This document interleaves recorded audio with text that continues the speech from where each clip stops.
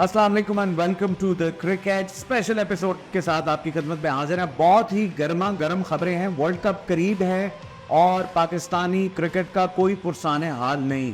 हमने एक खबर इसी शो से उसकी तरफ इंडिया दिया था कि पाकिस्तानी क्रिकेट टीम में गड़बड़ चल रही है और अगले दिन वो पूरे मीडिया की जीनत बनी, वो खबर खोल के सामने आई।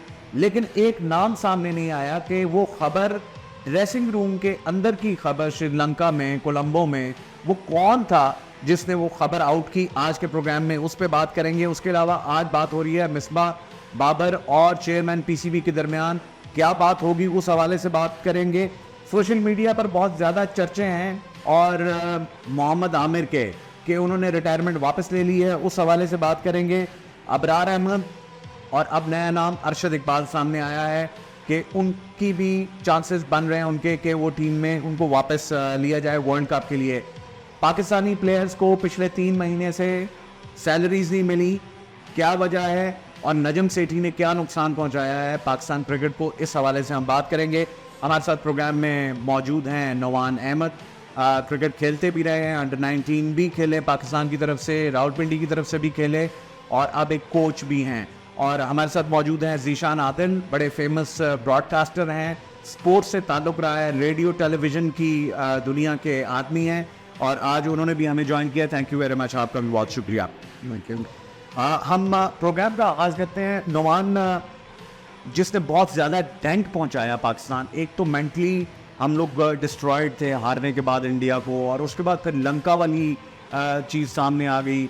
शाहीन अफरीदी का सबको पता चला कि जी शाहीन अफरीदी ने ड्रेसिंग रूम में ये बात की है, बाबर को टोका है, बाबर के साथ वो किया है। लेकिन अब असल बंदे का नाम सामने आ गया है कि वो कौन था जिसने के ड्रेसिंग रूम की खबर जो है वो लीक की थी। तो वो नाम आया है सामने और मुझे बहुत दुख हुआ इस बात का, एंड आई एम डेवस्टेटेड कि वो नाम इमामुल हक का है। How do you see that? अब इमामुल हक का नाम इस वक्त आया तो उससे 2 चीज़ें सामने आती हैं। एक तो इसका मतलब है कि मैच से पहले उनकी वो जो कह रहे थे बैक उनको मसल्स उनके पुल है, तो इसका मतलब है कि उसमें भी क्वेश्चन मार्क था। मेरे ख्याल है इस पर हमने बाद में आगे भी बात की थी, बिल्कुल, कि वो भी मशकूक थे कि उन्होंने जानबूझ के मैच नहीं खेला। बिल्कुल। तो how do you see this? वो कहते हैं ना कि अपने ही गिराते हैं नशेमन पे बिजलियाँ ना। तो बेसिकली आई थिंक क्रिकेट के अंदर जो सबसे पहली चीज़ है ना, वो दोस्ती यारी नहीं होनी चाहिए। आप पाकिस्तान के लिए खेल रहे हैं, आप ये इस चीज़ को आप अपने जहन में रखें कि आप पाकिस्तान के लिए खेल रहे हैं, ना कि कोई क्लब लेवल की टीम है और ना ही ये कोई गली मोहल्ले की टीम है जिसमें आप अपने दोस्तों को, अपने भाइयों को, इन रिश्तेदारों को जो है वो आप जो है इंक्लूड कर ले। सो अगर आप कर भी लिया है, इमामुल हक ने अच्छा परफॉर्म भी किया है रिसेंटली, उन्होंने उस चीज़ की एक काइंड ऑफ लाज रख ली, और तो उनको एटलीस्ट कोड ऑफ कंडक्ट अगर पीसीबी का कोई बना हुआ है, आई डोंट थिंक बना हुआ है कोड ऑफ कंडक्ट पे हम आते हैं, लेकिन इसके जो असरात हैं टीम पे, उस हवाले से बताएं कि उन्होंने देखे ना श्रीलंका के खिलाफ बैटिंग नहीं की। ऐसी है, देखिए इसमें कॉन्फिडेंस जो है ना बाकी लोगों का शेक होता है, वो इस वजह से कि आप ड्रेसिंग रूम की चीज़ें जो हैं वो बाहर आप मीडिया को दे दें या आप किसी अपने फ्रेंड्स एंड फैमिलीज़ को दे दें, तो लोग बाकी भी जो है ना वो थोड़े से डर के फिर जो है ना वो अनलाइक आपकी फिर जो कोऑर्डिनेशन है बिटवीन प्लेयर्स, वो इफ़ेक्ट करेगी इसमें बहुत ज़्यादा। अच्छा ज़ीशान, ये दोस्ती हम नहीं छोड़ेंगे, वो स्कूटर पे अमिताभ बच्चन और धर्मेंद्र वाली इनकी भी तस्वीरें और सेल्फियां आप बाबर की और इमाम की देखें तो वैसी नज़र आती थी।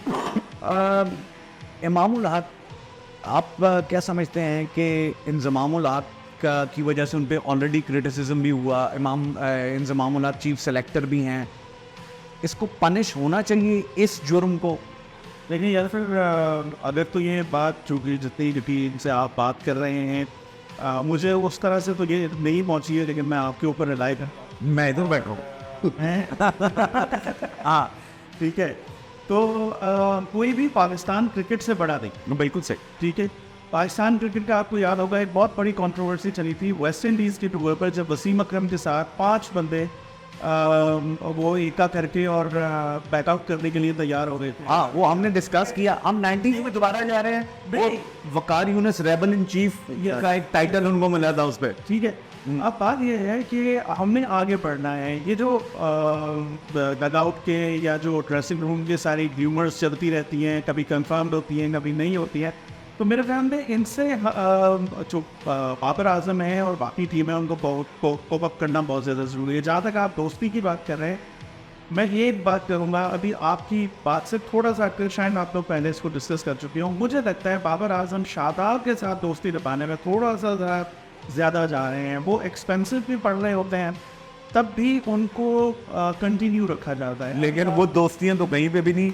वो तो टाइम्स ऑफ इंडिया ने लिख दिया कि जिस वक्त श्रीलंका वाला मैच आ रहा है, शादाब भी बाबर के पास नहीं आए by the way. Exactly, as a vice captain ये बड़ा अजीब सा था कि शादाब जो है मोस्ट एक्सपेंसिव जा रहे हैं, उसके बावजूद ना आप इफ्तिखार को उस तरह यूज़ कर रहे हैं जो कि विकेट भी ले रहे हैं उस मैच के अंदर, और ना ही आप जमान खान को यूज़ कर रहे हैं जो कि अच्छी बॉलिंग करके वहाँ पर मौजूद है। देखिए, कैप्टनसी के हवाले से हम बाबर पे इस पे हम स्पेशल एपिसोड रखेंगे। हमने इस पे जिक्र भी किया कि बहुत सारे फ्लॉज थे बाबर की कैप्टनसी पे, लेकिन हम इस वक्त बात कर रहे हैं कि जो टीम की यूनिटी जो ख़त्म हुई है, उस पे कोड ऑफ कॉन्डक्ट की हम बात कर रहे हैं। मामन ने बहुत अच्छा परफॉर्म किया हुआ है, उनकी एवरेज भी अच्छी है, लेकिन इसके बावजूद जो कोड ऑफ कंडक्ट की खिलाफ वर्जी कोई भी कर रहा है beside is name and performance, उसको पनिश करना भी ज़रूरी है ताकि आगे ये चीज़ें जो हैं उनको आप रिस्ट्रिक्ट कर सके, उसको आप काबू कर सकें। अच्छा जी, नोमी, ये जो बात जिशान ने अभी की, वर्ल्ड कप से पहले अगर cricket board code of conduct को लेके बैठ जाता है, और तो उस हिसाब से तो अगर ये साबित हो जाता है कि इमामुल हक ही थे, तो फिर तो उनको टीम से बाहर निकालना बनता है। लेकिन चचा हैं या मामू हैं, वो चीफ सेलेक्टर हैं, तो क्या वो बचा पाएंगे इमाम को? ये डिपेंड करता है कि कोड ऑफ कंडक्ट में इस तरह की जो आपका जो एक चार्ज आप पे लगाया गया, उसका क्या प्रोसीजर क्या है, प्लेयर को किस तरह हैंडल किया जाता है। जहाँ तक ताल्लुक है इसमें कोई चार्जेस, तो हमने देखा कि कोड ऑफ कंडक्ट जो भी हो वो एक बुकिश चीज़ है। उसके बाद आप आमिर हैं, बुकिश चीज़ क्यों है? दैट इज़ अ लॉ ना, लॉ तो बहुत सारी चीज़ है ना पाकिस्तान के अंदर। Law, code of conduct is a law जो पीसीबी की तरफ से दिया। आप उनको क्या पहले 4 मैचों के लिए सस्पेंड कर देंगे? आप उनको वार्निंग दे सकते हैं, एक सख्त वार्निंग हो सकती है, क्योंकि आपके सर पर इस वक्त नहीं, आप तो इतने पोल्यूटेड आप माहौल में टीम फिर वर्ल्ड कप में उतारेंगे? और आप क्या सोचते हैं कि वो ग्राउंड में के साथ जरूर जाएंगे? अब आपके पास ओपनर बैकअप क्या मौजूद है, ये सवाल है ना। फ़खर आपका वैसे ही परफॉर्म नहीं कर रहा, ठीक है। इमाम किसी हद तक कभी 35, 40, 50 रन, तो अब्दुल्ला शफीक ने परफॉर्म कर तो दिया। अब्दुल्ला शफीक ने परफॉर्म किया, लेकिन दूसरे हेड पर कौन संभालेगा? उसके साथ हारिस को आपने गलत नंबर पे खिलाया, आपके साथ ओवर के साथ ज्यादती की। हाँ, तो वो ओपनर है। इसके साथ साइम मयूब को भी ले सकते हैं। साइम अयूब परफॉर्म कर रहा है अभी। देखिए ना, आप वर्ल्ड कप, मेरा जो पॉइंट है वो ये है कि आपने एक टीम को काफ़ी अर्से तक खिलाया, सारी दुनिया यही करती है। अब जिस वक्त आप वर्ल्ड कप पर बिल्कुल सर पर पहुंच गए हैं, तो चलें, नसीम शायद समझ आता है कि वो अनफिट हो गए, वो भी अभी ऑन एंड ऑफ है कि पता नहीं शुरू में मैचेस नहीं खेलेंगे या पूरे वर्ल्ड कप से वो बाहर हो गए हैं। हारिस इस वक्त मौजूद हैं। आखिरी 2 मैचेस की परफॉर्मेंस की वजह से हम सब लोग जो हैं वो ज़रा ज़्यादा तनकीद कर रहे हैं। पीछे की भी परफॉर्मेंसेज है, और कोई भी टीम, देखिए, हमसे ज़्यादा एडमायरर तो पाकिस्तानी टीम का रहा ही कोई नहीं है, ये बात नहीं है। बात ये है कि आखिरी 2 मैचेस ने बहुत सारी चीज़ें एक्सपोज कर दी जो कैमोफ्लेज थी मेरी, बिल्कुल कि आपकी पिछली, आप नंबर 1 रहे, बिल्कुल मानते हैं नंबर 1 रहे, उसने सारा कुछ कवर अप किया हुआ था। आपने खुद बात कर रहे हैं, कैप्टेंसी की आपने बात की, आपने 4 नाम गिनवा दिए, फ़खर की बात कर ली, आपने फील्डिंग देख लें हमारी एक्सपोज हो गई, हमारा मेंटल टेम्परामेंट एक्सपोज हो गया, तो इसने तो वो किया। इसके अंदर बहुत सारे एलिमेंट्स को भी तो देखना पड़ेगा ना। या सिर्फ जहाँ पर तनकीद की बात है वहाँ पर तो मैं बिल्कुल भी कवर अप नहीं करता ना, जैसे कि बाबर की भी मैंने बात की, लेकिन मैं इसके बिल्कुल खिलाफ हूँ कि इस वक्त मतलब वर्स्ट कम वर्स्ट पर मैं बात करूँ, ऐसी कहीं कोई बात कहीं भी नहीं चल रही है। लेकिन बाबर की तमाम फ्लॉज के बावजूद ये वक्त नहीं है कि हम बाबर को नहीं, एब्सोल्युटली हम तो बाबर को बैक कर रहे हैं। हमने पिछले प्रोग्राम्स में भी यही बात की कि this is not the time कि आप कप्तान को डीमोरलाइज करें, लेकिन अब जो सिचुएशन खड़ी हो गई है टीम में, जो मामलात एक दूसरे से दूरियां, इसके लिए क्या इंज़मामुल हक इमाम की और बाबर की सुलह करवाएंगे, और फिर अच्छी अच्छी खूबसूरत तस्वीरें आ जाएंगी सामने, और फिर वो सारी मिट्टी पाओ। करवानी चाहिए। इतने शॉर्ट टाइम में तो बहुत बड़ी बड़ी चेंजेस नहीं करें तो ही बेहतर है। तो इनको जो अवेलेबल रिसोर्सेज हैं आई थिंक उन्हीं को थोड़ा सा जल करने की दोबारा कोशिश करनी चाहिए। और और ये अवेलेबल रिसोर्सेज में बात कर रहे हैं, मुझे ये भी समझ आ रही है कि हसनैन को क्यों नहीं इंडक्ट किया जा रहा है। हम आते हैं हमारे पास अगला पॉइंट, उस पर हम उस पर कि कौन कौन से प्रॉब्लम्स हैं उस पर आपका ये बात रखिएगा। आज हम बोर्ड की और इमाम की, आज मिसबाह की मीटिंग है, बाबर आजम भी उसमें हैं, उन्होंने मिलना है चेयरमैन पीसीबी के साथ, और कमेटी के दरमियान जो भी बातें हुई हैं वो उनसे डिस्कस करेंगे और बुध को या जुमेरात को पाकिस्तान की टीम अनाउंस होगी। डोंट यू थिंक कि दिस इज़ टू लेट, यानी कि इट इज़ लेट। ऑफिशियली तो आप 2 दिन पहले जा सकते हैं, ठीक है, लेकिन कितना अनफॉर्चुनेट है पाकिस्तान क्रिकेट के लिए कि इंडिया ऑस्ट्रेलिया के साथ 3 मैचों की सीरीज खेल रही है, बांग्लादेश न्यूजीलैंड, वो इंग्लैंड और न्यूजीलैंड ने अभी खेली और न्यूजीलैंड वहाँ से सीधा ढाका पहुँच गई है। ये बात सारी कॉन्फिडेंस लेवल पे है। आप देख लें कि अभी इंडिया के मैच तक रात को टीम अनाउंस हो रही थी, आप कॉन्फिडेंट थे, आप रात को बता देते कि हम ये 11 बंदे खिला रहे हैं, ठीक है। अभी वो कॉन्फिडेंस चूँकि शैटर्ड है तो इसलिए अभी समझ ही नहीं आ रही कि करना क्या है। कोई नाराज़ है, कोई तो चेयरमैन बाबत क्या फाइनल करेंगे उनका ये तो ये अब देखना पड़ेगा कि जैसे आमिर के बड़ा नाम आ रहे हैं, उस पे उसका नाम आ रहा है, उस पर हम आते हैं इसकी बात। हाँ, तो ये तो अब देखना पड़ेगा कि 28 तारीख तक आप टीम्स अपनी दे सकते हैं। डू यू थिंक हम बहुत लेट हो रहे हैं? अच्छा, कल की मीडिया पर जो मैंने रिपोर्ट्स देखी थी वो ये थी कि मुलाकात हुई है तीनों की, और उसके बाद ये फाइनल और बड़ी तब्दीलियों की तरफ हम नहीं जा रहे हैं, जैसे कि हम डिस्कस भी कर रहे हैं। और जाना भी नहीं चाहिए। मेरा ख्याल है कि इतनी अब्रप्ट चेंजेस जो हैं वो पहले ही टीम का मोराल डाउन है, ऊपर से आप बिल्कुल, और कोई भी प्लेयर पाकिस्तान का इंडिया में नहीं खेला हुआ, मेरा ख्याल है शायद इक्का दुक्का कोई खेले होंगे, वो इंडिया में खेलने का प्रेशर इटसेल्फ बहुत ज़्यादा है। जी बिल्कुल ऐसे ही है, इंडिया में खेलने का प्रेशर काफ़ी ज़्यादा है। पाकिस्तानी टीम की तैयारियां मैं समझता हूँ कि काफ़ी अच्छी रही हैं। अनफॉर्चुनेट है कि इस वक्त अब इस पर ऑब्वियसली मैनेजमेंट और जो टीम के कैप्टन हैं ये स्टैंड लें और देखें कि क्या मसाइल हैं और इनको ख़त्म करने की पूरी कोशिश करें। उसी क्योंकि अगर पीछे जो हमारा पवेलियन है वो है ड्रेसिंग रूम है, उसका माहौल अच्छा रहेगा तो आगे क्रिकेट अच्छी होगी। बिल्कुल ठीक है। अच्छा जी, बुध या जुमेरात को टीम अनाउंस होनी है इन्हीं 2-3 दिनों में, ठीक है जी। अच्छा, मोहम्मद आमिर के हवाले से हमने अपने प्रोग्राम में काफ़ी जिक्र भी किया, बातें भी की, और आज सोशल मीडिया पर जिस वक्त हम ये वीलॉग अभी हमारा ये एपिसोड रिकॉर्ड हो रहा है, टॉप ट्रेंड चल रहा है मोहम्मद आमिर की एक फेक न्यूज़ चल रही है कि जी मैंने रिटायरमेंट वापस की और मैं वर्ल्ड कप के लिए पाकिस्तान को खिदमत देना चाहता हूँ। सबसे पहले मैं जो देखने वाले हैं उनको बताता चलूँ कि ये झूठी और फेक टाइमलाइन की खबर है। मैं भी फॉलो करता हूँ मोहम्मद आमिर की ट्विटर पे, टाइमलाइन पे कहीं पे ये खबर नहीं है। लोगों ने इस पर वीलॉग्स कर लिए हैं और वीलॉग में अपने तज्जिए दे रहे हैं कि बोर्ड को धचका और फलाने को धचका। ऐसे किसी भी जगह पे आप रिलाई ना किया करें, अथेंटिक खबर पे गौर किया करें। क्या कहते हैं ये मोहम्मद आमिर के हवाले से पूरा मीडिया ही बड़ा खुश है और कंपैरिजन लोगों ने शुरू कर दिए कि शाहीन को भी ड्रॉप कर दे, मोहम्मद आमिर को ले जाएं। या ये काफ़ी आज तो स्पेशली काफ़ी ज़्यादा ये न्यूज़ चल रही है कि मोहम्मद आमिर को लेके टॉप ट्रेंड चल रहा है। एग्जैक्टली। तो मैं इसके फेवर में नहीं हूँ। मैं अपने हफीज़ ने एक दफ़ा एक बहुत अच्छी बात की थी कि पाकिस्तान के लिए खेलना एक प्राइड है, और अगर इस प्राइड को कभी कोई नुकसान पहुंचाता ना तो उसको दोबारा कभी भी इसमें नहीं आना चाहिए। नहीं, लेकिन जिशान को दोबारा तो मौका मिल ही गया ना, वो दोबारा तो रिप्रेजेंट, वो तो अब पुरानी बात आप छोड़ दें। अगेन बात कोड ऑफ कंडक्ट पे आ जाती है ना। ये वक्त नहीं है Exactly. को अगर आपका वापस टीम के अंदर अडेप्ट करना भी है ना, तो ये वक्त नहीं है। जो बच्चे खेल रहे हैं, जो पहले से अब खेलते आ रहे हैं, जिनका मोराल है, आप उसको बिल्कुल आप उसको जो है दबा देंगे। लेकिन वो फॉर्म में, सीपीएल में फॉर्म में यार हमारे फॉर्म की कोई पता नहीं चलती है। वैसे एक तो ये जो श्रीलंका की सीरीज हुई है ना, इसमें आप तमाम ही टीमों को देख लें, आप अजीब व गरीब काम होते जा रहे हैं। श्रीलंका हरा रहा है पाकिस्तान को, आगे जाके 50 रन बना रहा है। इंडिया हरा रहा है सारी टीमों को और बांग्लादेश से हार जाता है।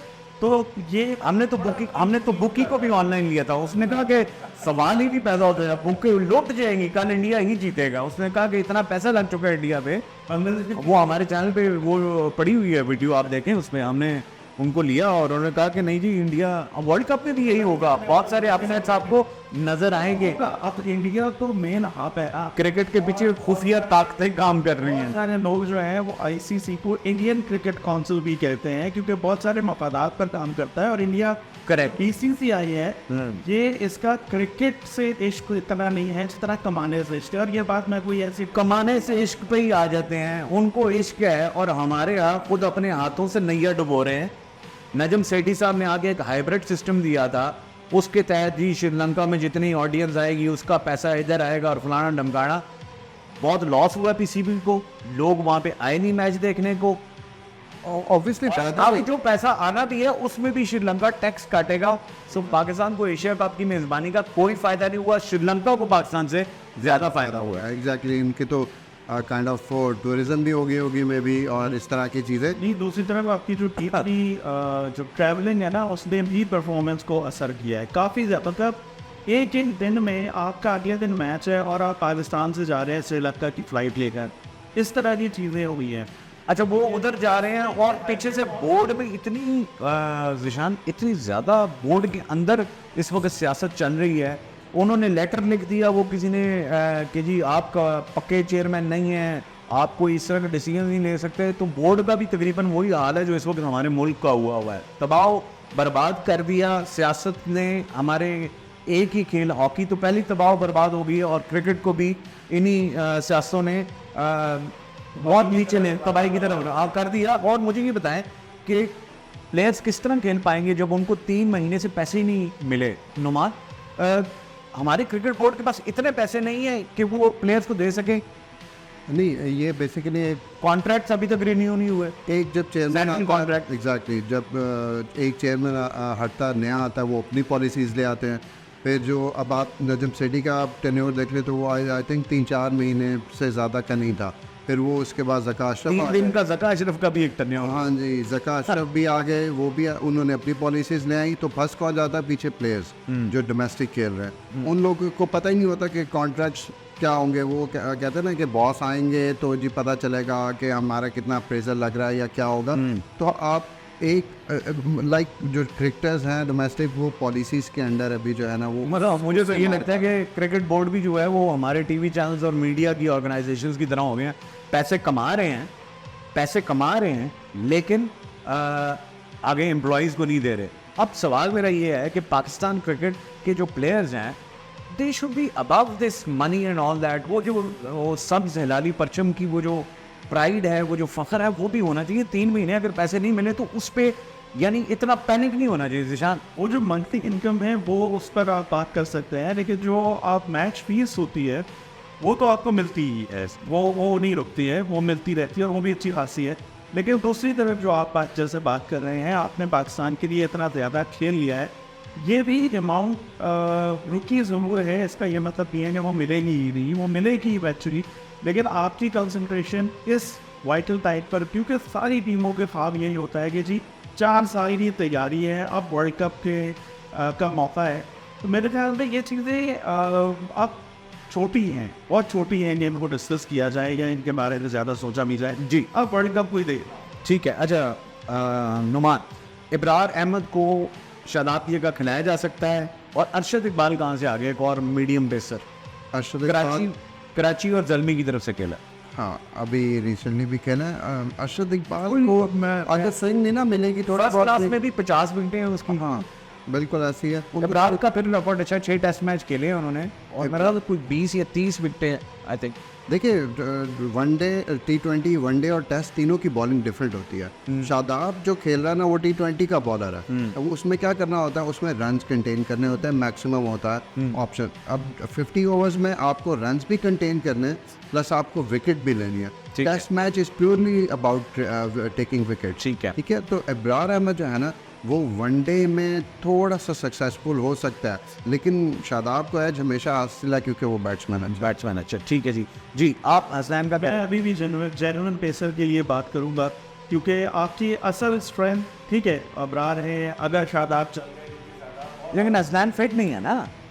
हसनैन अब की कोई रिपोर्ट इस तरह की नहीं, वो फिट नहीं है ना, वो रिहैब में उनका प्रॉब्लम है ना, वो फिट नहीं है, बिल्कुल वो फिटनेस नहीं है। Alrightly, thank you very much Zeeshan, आपका नुमान, आपका भी बहुत शुक्रिया। ये था हमारा आज का प्रोग्राम और हम ये दुआ करते हैं कि वर्ल्ड कप से पहले पाकिस्तानी टीम के जितने तनाज़ात हैं वो हल हो जाएं और पाकिस्तान टीम एक यूनिट बन के इंडिया की सरजमीन पे उतरे और पाकिस्तान का सब जिलाली परचम जो है उसको बुलंद कर सके। हमें इजाज़त दीजिएगा। अल्लाह हाफिज़।